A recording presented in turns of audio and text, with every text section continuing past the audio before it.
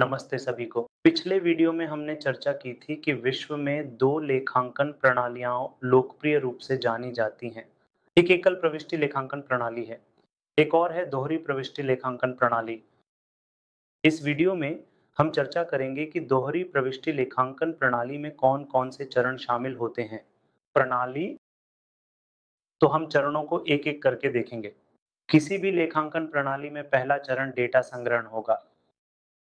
सबसे पहले आपको व्यापार का डेटा संग्रहण करना होगा। तो चरण डेटा संग्रहण पत्रिकाएं, खाते, परीक्षण संतुलन, वित्तीय विवरण तैयार करने से शुरू होते हैं।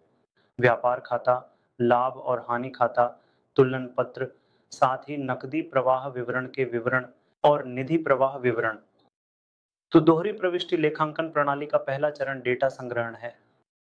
हाँ, यदि आप लेखा पुस्तकों को तैयार और बनाए रखना चाहते हैं, तो सबसे पहले आपको गतिविधि प्रमाणों की आवश्यकता होगी। आपने 10,000 की खरीदारी की। प्रमाण क्या है? एक खरीद चालान होना चाहिए। आपने 1000 किसके लिए चुकाए? प्रमाण क्या है? आपके पास एक भुगतान पर्ची होनी चाहिए। सही। इसीलिए सुनिश्चित करें कि दोहरी प्रविष्टि लेखांकन प्रणाली का पहला चरण डेटा संग्रहण है। और यहाँ जो डेटा हम वास्तव में कच्चे प्रारूप में एकत्र कर रहे हैं, हम व्यापार जानकारी एकत्र करते हैं, खरीद और बिक्री चालान, रसीद और भुगतान पर्ची, कभी-कभी विवरणों के रूप में। तो हम सभी वित्तीय विवरण एकत्र करते हैं, हम सभी व्यापार की जानकारी को कच्चे प्रारूप में एकत्र करते हैं, कागजी प्रारूप में, लेकिन इसे बनाए रखना बहुत बड़ा है। तो हम क्या करेंगे, मान लीजिए कि आपके पास वास्तव में 1 महीने में 10,000 लेन-देन है, तो आपको 10,000 चालान अपने पास रखने की आवश्यकता है। प्रबंधित करना बहुत कठिन है। तो हम अगले चरण पर जाएँगे। अगला चरण क्या है? पत्रिका। पत्रिका क्या है? पत्रिका एक प्रक्रिया है जो व्यापार गतिविधि के प्रमाणों को परिवर्तित करती है, जो डेटा को कच्चे प्रारूप से परिवर्तित करती है, लेखांकन प्रारूप में। कहाँ से? कच्चे प्रारूप से लेखांकन प्रारूप तक। पत्रिका एक प्रक्रिया है जो व्यापार की कच्ची जानकारी, व्यापार बुनियादी जानकारी को परिवर्तित करती है। रेखा लेखांकन लेन-देन। व्यवसाय आधारित जानकारी को लेखांकन लेन-देन में परिवर्तित करने को पत्रिका कहा जाता है। पत्रिका को मूल प्रविष्टि की पुस्तक के रूप में भी जाना जाता है। पत्रिकाओं का क्या लाभ है? हाँ, एक लाभ है। 10,000 कागज़ों को हाथ में रखने के बजाय एक किताब रखना ठीक है, जिसमें शामिल है इन 10,000 लेन-देन की सभी पत्रिकाएँ। अगर कोई मेरी व्यापार जानकारी साझा करने के लिए कहता है, तो मैं इस किताब को साझा कर सकता हूँ। इन सभी कागज़ातों सही। तो इस चरण में डेटा का आकार ही कम हो गया है। लेकिन इस पत्रिका में एक नुकसान है। नुकसान क्या है? हाँ, आपने इन सभी 10,000 लेन-देन को 10,000 छोटी पत्रिकाओं में परिवर्तित कर दिया है, लेकिन कोई सारांश नहीं है। मान लीजिए कि पहला एक खरीद है। फिर से कुछ वेतन और किराया भुगतान लेन-देन दर्ज किए गए, फिर 5 लेन-देन के बाद खरीदारी, 20 लेन-देन खरीद दर्ज होने के बाद, 100 लेन-देन खरीद दर्ज होने के बाद, 1000 लेन-देन खरीद दर्ज की गई।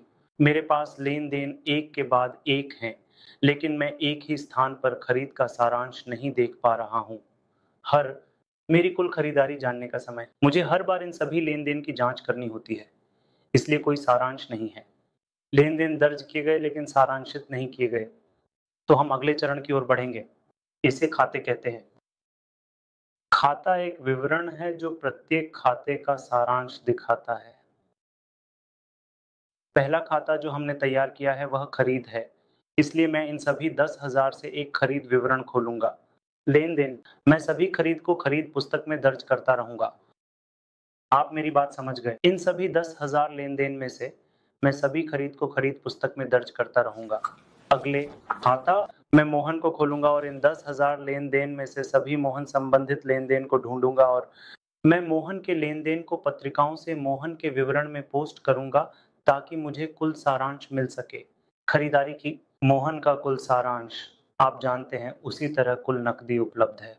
इस प्रकार पत्रिकाओं में आप डेटा को पत्रिकाओं में दर्ज करके उसके आकार को कम कर रहे हैं। फिर से सारांश प्राप्त करने के लिए आपको इन डेटा को खातों में स्थानांतरित करना होगा। हाँ, खातों को तैयार करके। अब आपके पास कुल सारांश है, लेकिन फिर भी एक समस्या है। क्या सारांश सही है या गलत? कुल खरीद मान लीजिए एक 16,000 एक 16,000 मूल्य है, सही या गलत? इस सटीकता की जांच कौन करेगा और कौन इसे मान्य करेगा? क्या आप अपने वरिष्ठ लेखाकार से संपर्क करने जा रहे हैं या कनिष्ठ लेखाकार या चार्टर्ड अकाउंटेंट? नहीं। अगला चरण आपके पास परीक्षण संतुलन है। परीक्षण संतुलन एक विवरण है जो खातों के सारांश की सटीकता को दर्शाता है। खाते तैयार करके आपने पहले ही कुछ सारांश प्राप्त कर लिए हैं, कुल योग, जिसे परीक्षण संतुलन में पोस्ट करके सत्यापित करने की आवश्यकता है। आपको केवल खाता शीर्षक और सारांश पोस्ट करना है। कुल परीक्षण संतुलन डेबिट्स क्रेडिट्स के बराबर होने चाहिए। फिर आप स्वयं को मान्य कर सकते हैं। फिर आप ये जांच सकते हैं कि आपने जो खाते की पुस्तकें तैयार की हैं वे सही हैं या गलत। यदि कुल डेबिट कुल क्रेडिट के बराबर है तो यह सफलतापूर्वक सत्यापित हो गया है और इसमें कोई गलती नहीं है। डेटा में केवल एक मान्य परीक्षण संतुलन प्राप्त करने के बाद आपको वित्तीय विवरण तैयार करने की अनुमति होती है। यहाँ हमारे पास 3 उप विवरण हैं। एक को व्यापार खाता कहा जाता है। व्यापार खाता एक विवरण है जो व्यापार का सकल परिणाम दिखाता है। व्यापार आपको सकल लाभ या सकल हानि दे रहा है या नहीं, यह व्यापार खाता तैयार करके जाना जा सकता है। और हमारे पास अगला विवरण लाभ और हानि खाता है। लाभ और हानि खाता तैयार करके आप अपने व्यवसाय का शुद्ध परिणाम जान सकते हैं। व्यवसाय आपको शुद्ध लाभ दे रहा है या शुद्ध हानि, यह लाभ और हानि खाता तैयार करके जाना जा सकता है। खाता और अगला आपके पास तुलन पत्र है। तुलन पत्र तैयार करके आप अपनी व्यापार की वित्तीय स्थिति के बारे में संपत्तियों और संपत्तियों की जानकारी प्राप्त कर सकते हैं। और देनदारियां, तो ये सभी चरण मैनुअल लेखांकन चरण हैं। डेटा संग्रहण, पत्रिकाओं में रिकॉर्डिंग, स्थानांतरण, सारांश, मान्यकरण, फिर से वित्तीय विवरण तैयार करना। जैसा कि हमने लेखांकन की परिभाषा देखी है, लेखांकन क्या है? लेखांकन डेटा की एक कला है। लेखांकन डेटा विज्ञान की एक कला है जो डेटा को एकत्रित और रिकॉर्ड करती है। डेटा को वर्गीकृत और सारांशित करने के साथ साथ विश्लेषण भी करता है। हाँ, तो यहाँ भी वही चरण है और कुछ ऑडिट मामलों में चार्टर्ड अकाउंटेंट नकदी प्रवाह भी तैयार करेंगे। वित्तीय विवरण और निधि प्रवाह विवरण, जिन पर हम आगे के सत्रों में चर्चा करेंगे। फिर मिलेंगे। धन्यवाद।